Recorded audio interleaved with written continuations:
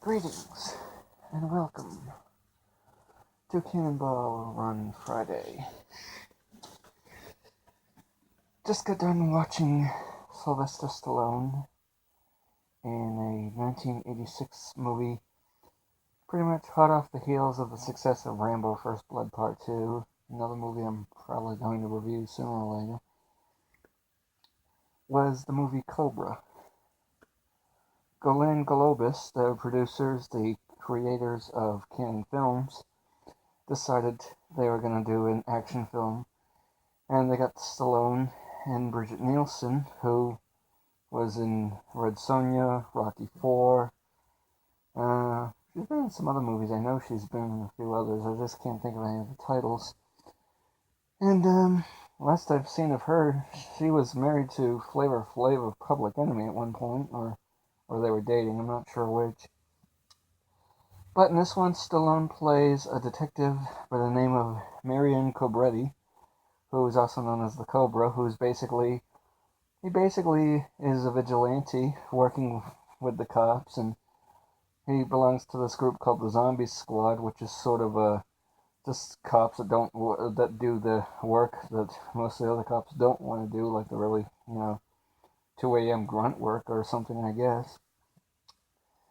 And basically, it's a good action movie. It's definitely one of the, I'm sure other critics, after the success of Rambo First Blood Part 2, the other critics must have just looked at this and said, it's the same old, really, It's Rambo as a cop, more or less, or, you know.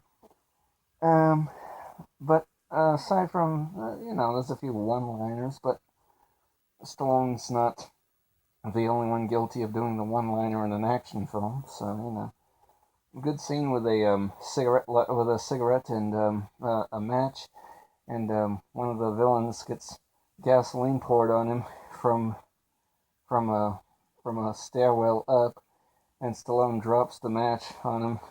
Just before he drops it, he tells him he has the right to remain silent, and he drops it through the grating, and it hits the guy, and the guy goes up pretty quickly, and the cinematography in it is, it's a decent action film with a lot of good cinematography.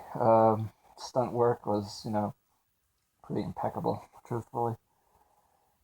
Is it violent? Yeah, of course, it's violent. It's, it's a Cannon film. It's a movie with Stallone in it. It's not going to be, he's not going to be one of these cops that go, oh, well, we got to put him in prison, and, we got to let the courtroom decide, and we got to let the judges decide. And he's basically battling a cult leader, this guy known as the Night Slasher, played by, I think it was Brian Thompson was the name. And the guy who plays the villain, Brian Thompson, not a bad actor, but it's kind of, I haven't seen him do a movie since, truthfully. And he's basically just walking around trying to kill people with a knife. And of course he recruits other people in this cult, and they're all carrying axes, most of these people. Bridget Nielsen ends up witnessing a murder, ends up witnessing a disposal of one of the bodies, technically. And of course she's going to be hunted in the film, so of course her and Stallone are going to fall in love in the film, and and then amid all that, you've got car chases, you've got explosions, you've got a really good way to kill off the villain.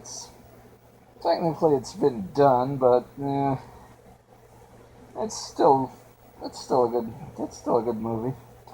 A lot of nothing really suspenseful. One guy he had was his partner named Tommy. I almost thought Tommy got killed, but he survived at the end, which was good. So it's not a suspense film, but this would have played just as well, if not better, as a slasher film, truthfully. But, it's pretty much Stallone doing what he usually does, blowing up shit and what have you. So, anyway, it is on VHS, it's out on DVD. probably have a better chance of finding it on DVD. Anyway, this has been the Grindhouse. Until next time.